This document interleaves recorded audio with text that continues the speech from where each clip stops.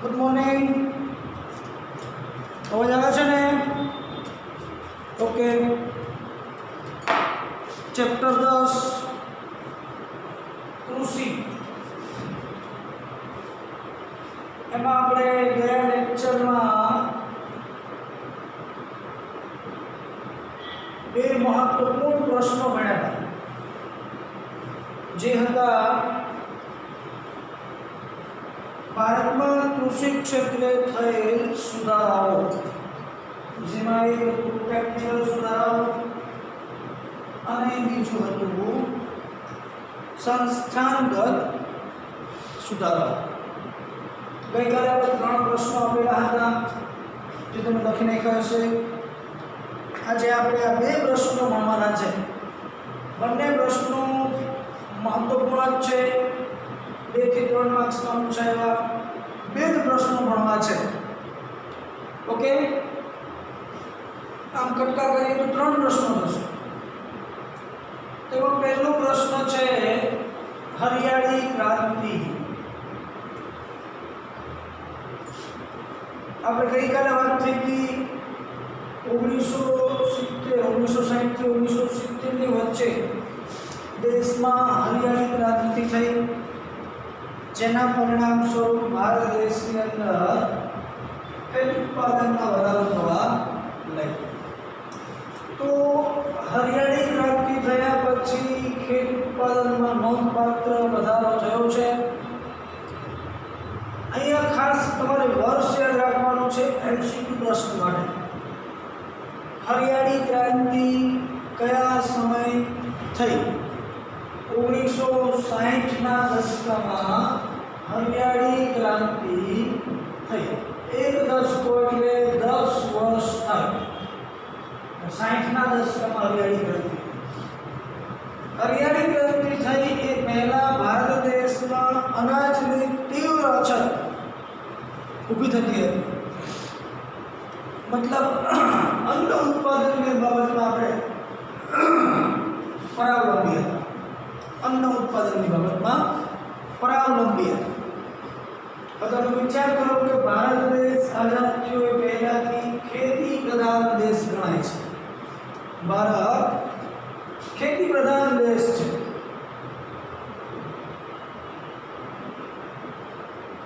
હવે ખેતી પ્રધાન દેશ હોય અને એવા ખેતી પ્રધાન દેશમાં જો દેશની આબાદીને પૂરતા પ્રમાણમાં અન્ન જોઈએ એટલું આપણે પકવી શકતા ન હોય તો એ ખરેખર શરમજનક બાબત ગણાવી શકાય. દેશ ખેતી પ્રધાન હતો છતાં પણ ભારત દેશમાં અન્નની બાબતમાં આપણે પરાવલંબી મતલબ બીજા દેશ પર આધાર રાખવો પડતો. અન્ય દેશમાંથી આપણે અનાજની આયાત કરવી પડતી હતી.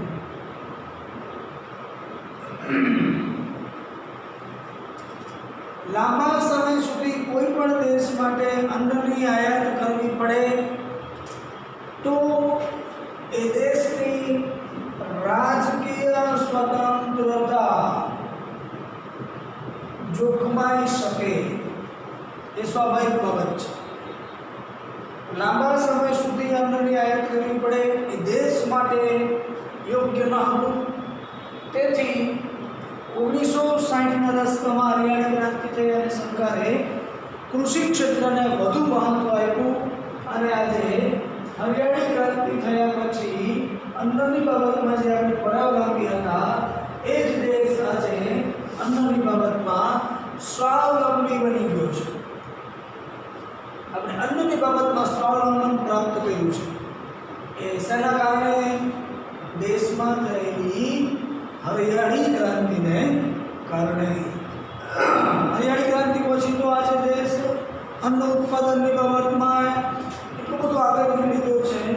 કદાચ 2 વર્ષ સુધી દુષ્કાળની પરિસ્થિતિ ઉદ્ભવે તો પણ દેશને મતલબ દેશની કુલ વસ્તીને અન્નની બાબતમાં બીજા દેશ પર આધાર રાખવો પડતો નથી. એ છે હરિયાળી ક્રાંતિ. હવે આપણે જે પ્રશ્ન ગણવો છે એ પ્રશ્ન આપણે સરળ લખવાનો છે. હરિયાળી ક્રાંતિ એટલે શું? મતલબ હરિયાળી ક્રાંતિનો अर्थ आपो। પ્રશ્ન આપણે સરળ ભણવાનો છે કે હરિયાળી ક્રાંતિનો અર્થ આપી અસરો જણાવો.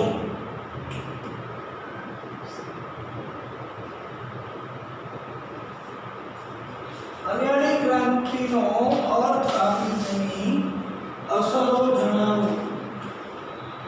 એ અસરો જણાવો એટલે આપણે બે પ્રકારની અસરો ભણવાની છે. એક છે એની હકારાત્મક અસરો, બીજું છે એની નકારાત્મક અસરો. ક્યારેક પ્રશ્ન એમ પૂછાય કે હરિયાળી ક્રાંતિનો અર્થ આપી તેની અસરો જણાવો. તો એ અસરો એટલે કઈ? હકારાત્મક અસરો અને નકારાત્મક અસરો. આ રીતે આપણે બે ભાગ પાડી દીધા છે. ટેક્સ્ટ બુકમાં નથી, પણ આપણે આપણી રીતે આવા બે ભાગ પાડીને યાદ રાખવાનું છે. હરિયાળી ક્રાંતિનો અર્થ આપી તેની અસરો જણાવો. હકારાત્મક અસરો અને નકારાત્મક અસરો એ બે અસરો થાય. ક્યારેક પરફેક્ટલી પૂછે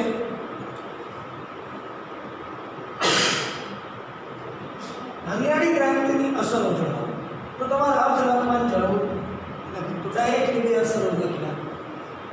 પણ એવો પ્રશ્ન પૂછાય કે હરિયાળી ક્રાંતિનો અર્થ આપી તેની હકારાત્મક અસરો જણાવો, તો માત્ર હકારાત્મક લખવાનું.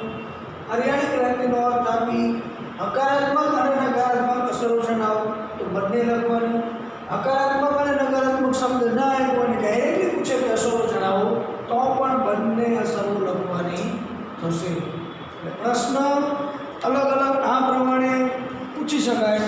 પ્રશ્ન જે પ્રમાણે પૂછેલો હોય એ પ્રમાણે આપણે એનો જવાબ લખવાનો રહેશે. ઓકે, તો હવે આપણે હરિયાળી ક્રાંતિનો પહેલા અર્થ ભણી લઈએ. તો આપણે આની પહેલા લગભગ બધા ખેતી પાકો ભણી ગયા. કૃષિ ક્ષેત્રે થયેલા હકારાત્મક અને નકારાત્મક સુધારાઓ પણ ભણી ગયા. તો હવે એના અર્થમાં ભણવાનું છે કે બિયારણની સુધારેલી જાત, મતલબ હાઇબ્રિડ બિયારણ, રાસાયણિક ખાતરોનો વધતો જતો ઉપયોગ, સાથે સાથે ખેડૂતોનો પ્રચંડ પુરુષાર્થ, વીજ વિતરણની વ્યવસ્થા, વ્યાપક વ્યવસ્થા, સિંચાઈની સગવડતાઓમાં વધારો, આધુનિક યંત્રોની સગવડતાઓ વગેરે પરિબળોને કારણે ખેત ઉત્પાદનમાં થયેલ અસાધારણ વધારો એટલે હરિયાળી ક્રાંતિ. એટલે આ બધાને કારણે ખેત ઉત્પાદનમાં વધારો થયો છે, એને આપણે હરિયાળી ક્રાંતિ કહેશું. ડાયરેક્ટલી કહેવું હોય તો એમ પણ કહી શકાય કે ખેત ઉત્પાદનમાં અગાઉના કરતા 2 થી 3 ગણો ઉત્પાદનમાં વધારો થાય એને કહેવાય હરિયાળી ક્રાંતિ. ડાયરેક્ટ પણ કહી શકાય કે ખેત ઉત્પાદનમાં અગાઉ કરતા 2 થી 3 ગણો વધારો થાય એને હરિયાળી ક્રાંતિ તરીકે ઓળખવામાં આવે છે. પણ એ શોર્ટમાં છે, શેના કારણે થયું એ આપણે લખવાનું છે. એટલે આપણે લખવાનું રાસાયણિક ખાતરો, હાઇબ્રિડ બિયારણો, ખેડૂતોનો પ્રચંડ પુરુષાર્થ, વીજ વિતરણની વ્યાપક વ્યવસ્થા, સિંચાઈની સગવડતાઓનો વધારો વગેરે પરિબળોને કારણે ખેત ઉત્પાદનમાં થયેલ અસાધારણ વધારાને હરિયાળી ક્રાંતિ તરીકે ઓળખવામાં આવે છે. આ પ્રમાણે લખવાનું, બરાબર. હવે એનો અર્થ ભણ્યા પછી આપણે ભણવું છે અસરો. તો હમણાં આપણે વાત થઈ અસરોને આપણે 2 વિભાગમાં વહેંચી દેવાની. હેન્ડબુકની અંદર પ્રશ્ન તમારે આ પ્રમાણે લખવાનો છે, બરાબર. હેન્ડબુકમાં આ પ્રમાણે પ્રશ્ન લખવાનો છે તમારે. અર્થ લખો, હવે એની અસરો લખવાની. તો અહીંયા લખવાનું કે હરિયાળી ક્રાંતિની અસરો નીચે મુજબ છે, જેને 2 વિભાગમાં વિભાજિત કરવામાં આવે છે. નંબર 1 કરી લખવાનું હકારાત્મક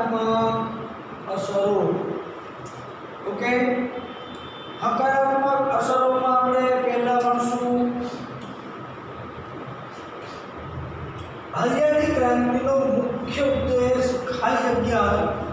તો જવાબ શું આવશે? ખેત પેદાશમાં વધારો કરવો એ હરિયાળી ક્રાંતિનો મુખ્ય ઉદ્દેશ હતો. આ એમસીક્યુનો પ્રશ્ન છે કે હરિયાળી ક્રાંતિનો મુખ્ય ઉદ્દેશ ખાલી જગ્યા હતો. તો જવાબ આવશે ખેત પેદાશમાં વધારો કરવો. તો એનો મુખ્ય ઉદ્દેશ કૃષિ પેદાશમાં વધારો કરવો એ હતું. હવે એની હકારાત્મક અક્ષરોમાં શું આવશે? તો કે હરિયાળી ક્રાંતિ થયા પછી ઘઉં અને ડાંગર આ બે પાકમાં વિક્રમજનક ઉત્પાદન થયું. આ પણ એમસીક્યુનો પ્રશ્ન છે કે હરિયાળી ક્રાંતિ થયા બાદ ખાલી જગ્યાના પાકમાં વિક્રમજનક ઉત્પાદન થયું. તો આપણો જવાબ આવશે ઘઉં અને ડાંગર. તો આપણો બીજો મુદ્દો એ બન્યો કે હરિયાળી ક્રાંતિ બાદ ઘઉં અને ડાંગરના પાકમાં વિક્રમજનક ઉત્પાદન થયું. એટલે આ બે પાક ખાસ યાદ રાખવાના, ઘઉં અને ડાંગર. એમસીક્યુ માટે અહીં આ શબ્દ યાદ રાખવાનો, કૃષિ પેદાશમાં વધારો કરવો એનો મુખ્ય ઉદ્દેશ હતો. હવે આગળ એક સમય હતો ભારત દેશમાં જ્યાં આપણે ભણ્યા કે દુષ્કાળ પડે તો ભારત દેશમાં અનાજની તીવ્ર અછત ઊભી થતી અને ભારત દેશને વિદેશમાંથી આયાત કરી અને અન્નની જરૂરિયાતને પૂરી કરવી પડી. આજે એ જ ભારત દેશ અન્નની બાબતમાં કેવો બની ગયો છે?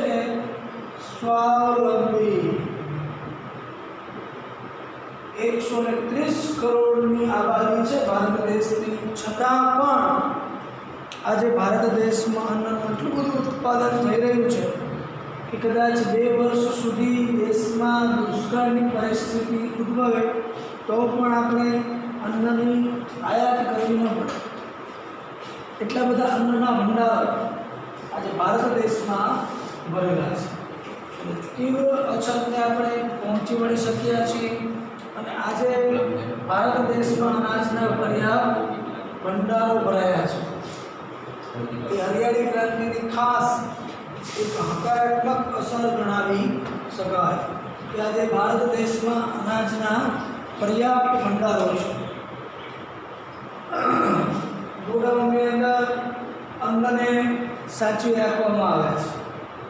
જો કે એ જ અનાજ સચવાયેલું જે છે એને ફેરબદલ થતી રહે છે.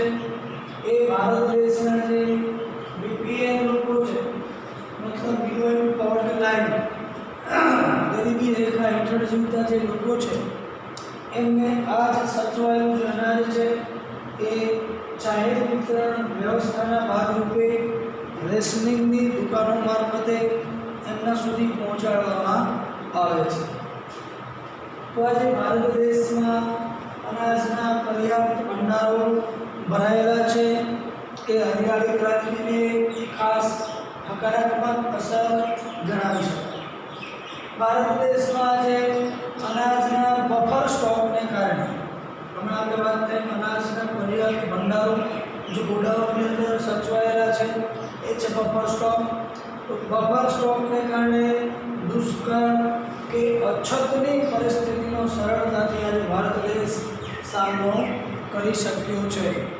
ક્યારેક અન્નની બાબતમાં અતિવૃષ્ટિ થવાને કારણે અનાજનો પાક નિષ્ફળ જાય છે. અનાજનો પાક નિષ્ફળ જાય છતાં પણ આજે ભારત દેશમાં અનાજના એટલા બધા ભંડારો ભરાયેલા છે, બફર સ્ટોક છે કે જેને કારણે દુષ્કાળ કે અછતની પરિસ્થિતિનો આપણે ખૂબ સહેલાઈથી સામનો કરી શકીએ છીએ. અને એક છેલ્લો ટોપિક હતો કે હરિયાળી ક્રાંતિની જે ખાસ અસર ગણાવી શકાય એ અન્ન ક્ષેત્રે સ્વાવલંબન છે. પહેલાં દેશ પરાવલંબી હતો, આજે એ દેશ સ્વાવલંબી બન્યો છે. તો અન્ન ક્ષેત્રે સ્વાવલંબન એ હરિયાળી ક્રાંતિની એક સીમાચિહ્ન રૂપ ઐતિહાસિક સિદ્ધિ ગણાય છે. અન્ન ક્ષેત્રે સ્વાવલંબન એ હરિયાળી ક્રાંતિની સીમાચિહ્નનું ઐતિહાસિક સિદ્ધિ ગણાય છે.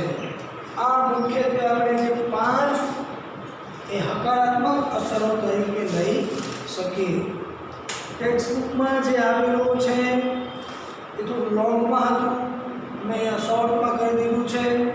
એટલે હમણાં છેલ્લે તમે આનો સ્ક્રીનશોટ લઈ લેજો અને મેં જે બ્લેક કલરની પેનથી જેટલા મુદ્દાઓ લખેલા છે એ બ્લેક કલરના મુદ્દાઓ તમારે ટેક્સ્ટબુકની અંદર લખવાના છે. અને આ જ પ્રમાણે એટલે હમણાં છેલ્લે સ્ક્રીનશોટ લઈ લેવાનો, બરાબર. ટેક્સ્ટબુકમાંથી જવાબ લખશો તો થોડો મોટો થશે, લાંબા મુદ્દા થશે.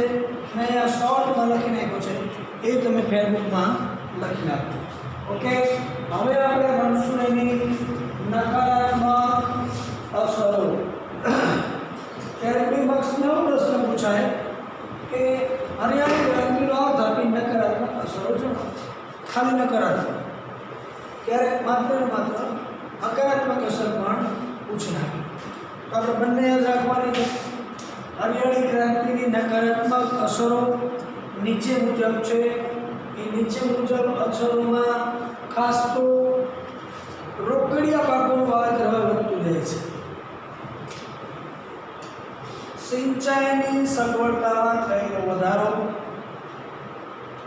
બીજ વિતરણની વ્યાપક વ્યવસ્થા, હાઇબ્રિડ બિયારણ, રાસાયણિક ખાતરો, આ બધાને કારણે જે કૃષિ ક્ષેત્રે ટેકનિકલ અને સંસ્થાગત સુધારાઓ થયેલા છે, એ સુધારાને કારણે હવે રોકડિયા પાકનું વાવેતર વધતું જાય છે. સ્વાભાવિક છે કે રોકડિયા પાકો એ પેદાશો સારી આપે છે અને આવક પણ સારી મળે છે. ખેડૂતોને નાણાકીય આવક સારી મળે છે.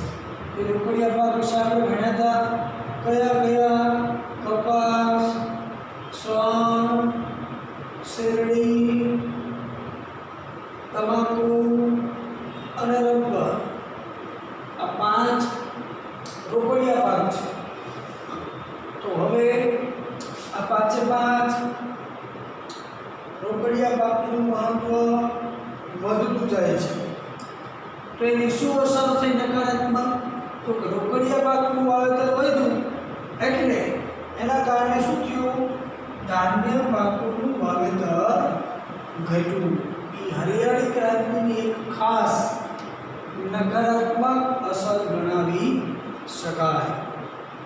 રોકડિયા પાકને વધુ મહત્વ આપ્યું, જેના કારણે ધાન્ય પાકનું હવે વાવેતર ઘટતું જાય છે. તો ધાન્ય પાકો કયા કયા આપણે ભણ્યા હતા? તો ધાન્ય પાકોમાં ખાસ ડાંગર, ઘઉં, જુવાર, બાજરી, મકાઈ, જવ, આ બધા ધાન્ય પાકો છે. તો આ બધા ધાન્ય પાકોનું વાવેતર હવે ઘટતું જાય છે રોકડિયા પાકને કારણે. બીજું, પાકની ફેરબદલી કરવી ખૂબ જરૂરી હોય છે. જે આપણે અગાઉ ભણ્યા, પાકની ફેરબદલી થતી રહે દર વર્ષે અથવા 2 વર્ષે, તો જમીનની ફળદ્રુપતા ટકી રહે. હવે પ્રશ્ન એવો ઊભો થયો કે રોકડિયા પાક વધારે આવક આપે છે, માટે સતત અને સતત એક જ પાકનું પુનરાવર્તન થતું જાય છે. એટલે ખેડૂત દર વર્ષે એકના એક પાક જમીનમાં વાવે. એકના એક પાક મતલબ પાકનું સતત અને સતત પુનરાવર્તન થતું જાય છે. કારણ કે આમાંથી આવક સારી મળે છે, એટલે ખેડૂત એક જ પાકનું વારંવાર પુનરાવર્તન કરે છે. હવે એની નકારાત્મક અસર શું થાય? એક જ પાકનું વારંવાર પુનરાવર્તન કરવાથી શું થાય? જમીનની ફળદ્રુપતા ઘટે છે. એટલે આ બે એની નકારાત્મક અસરો ગણાવી શકાય. પણ નકારાત્મક અસરો શેના કારણે ઊભી થઈ એ આપણે ખાસ યાદ રાખવાનું છે. તો કે રોકડિયા પાકના વાવેતર વધવાને કારણે ધાન્ય પાકનું વાવેતર થયું, તે હરિયાળી ક્રાંતિની એક નકારાત્મક અસર છે. બીજું,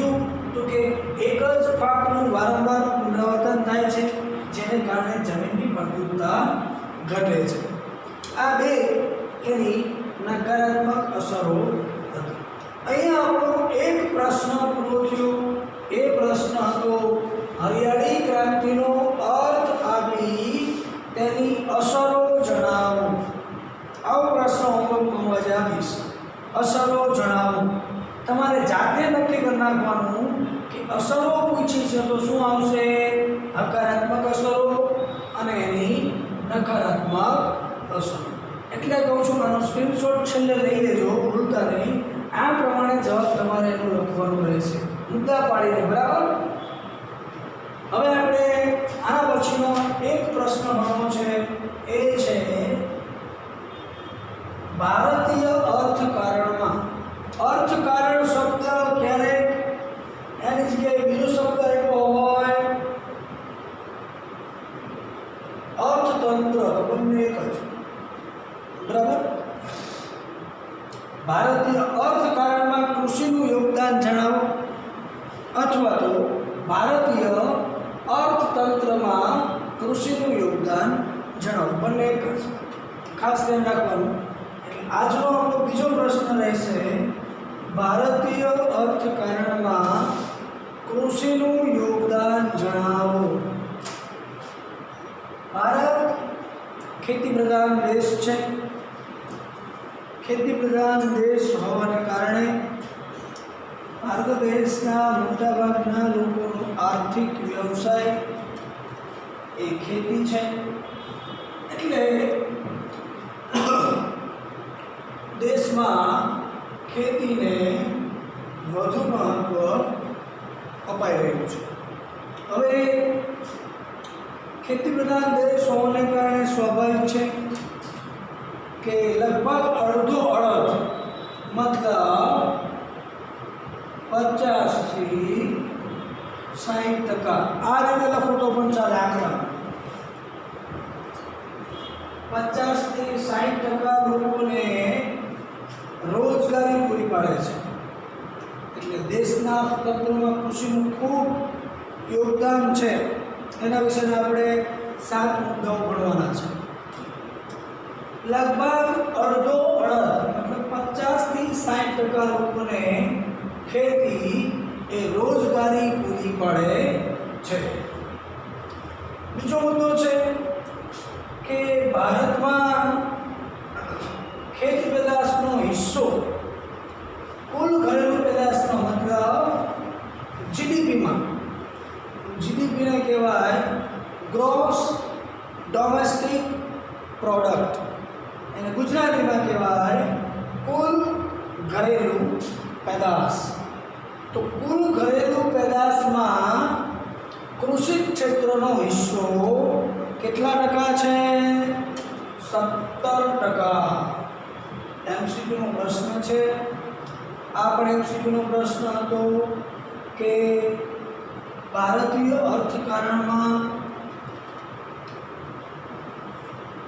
કૃષિ એ ખાલી જગ્યા લોકોને રોજગારી પૂરી પાડે છે. તો જવાબ આવશે અડધો અડધ અથવા તો 50 થી 60%. 50% ખાલી હોય તો પણ જવાબ 50% આવશે. ઓકે.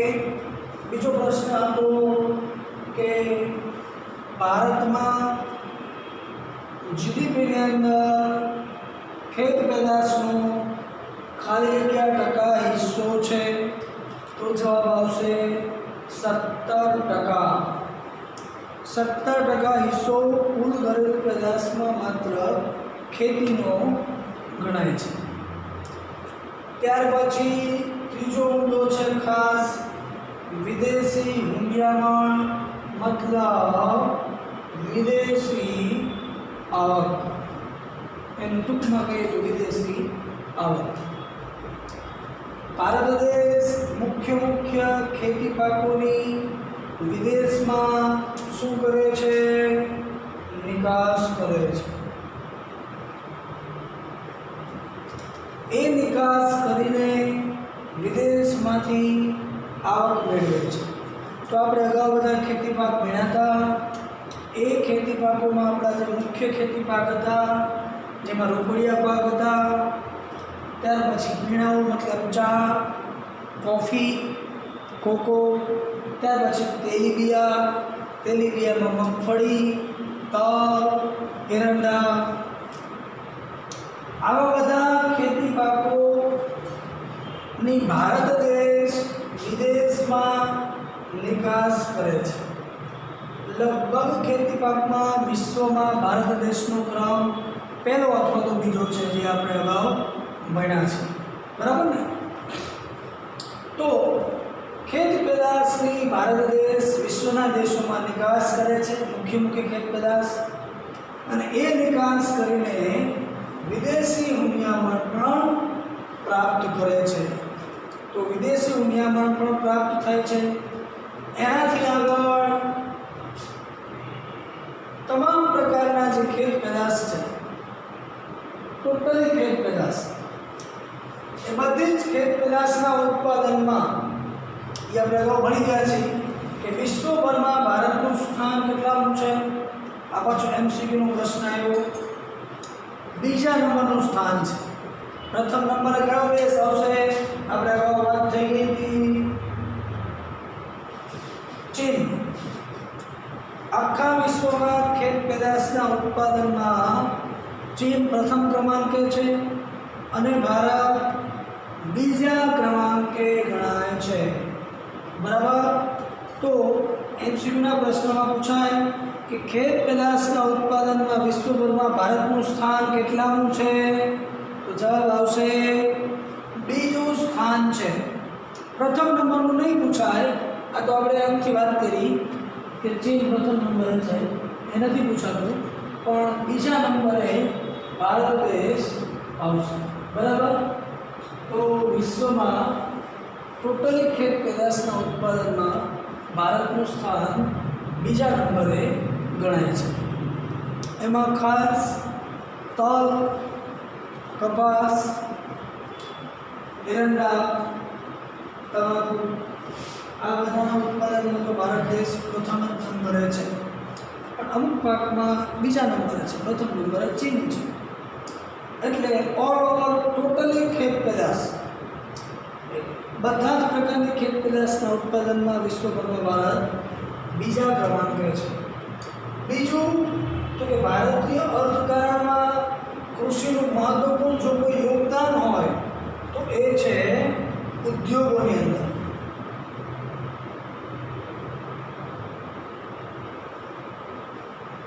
આ ચેપ્ટરની શરૂઆતમાં આપણે ભણ્યા હતા, તમને યાદ આવતું હોય તો, કે ખેતી એ મોટાભાગના ઉદ્યોગોને કાચો માલ પૂરો પાડે છે.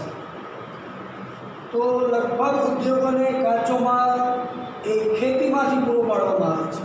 તો કયા કયા ઉદ્યોગ?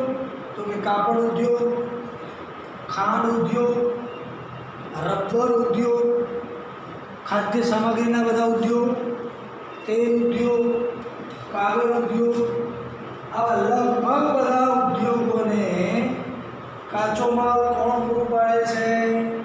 ખેતી.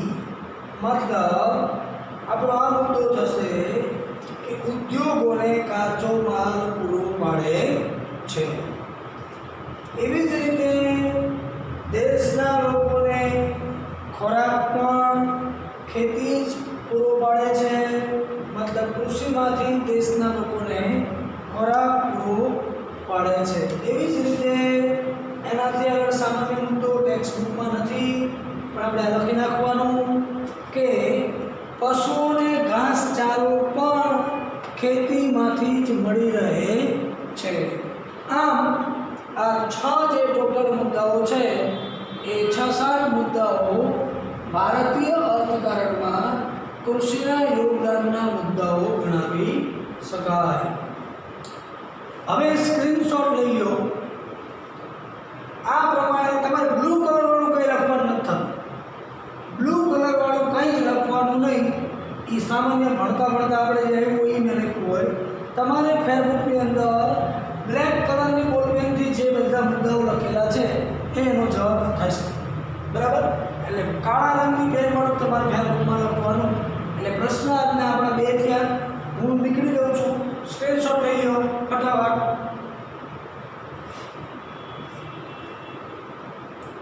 સ્ક્રીનશોટ આવી ગયો? ઓકે,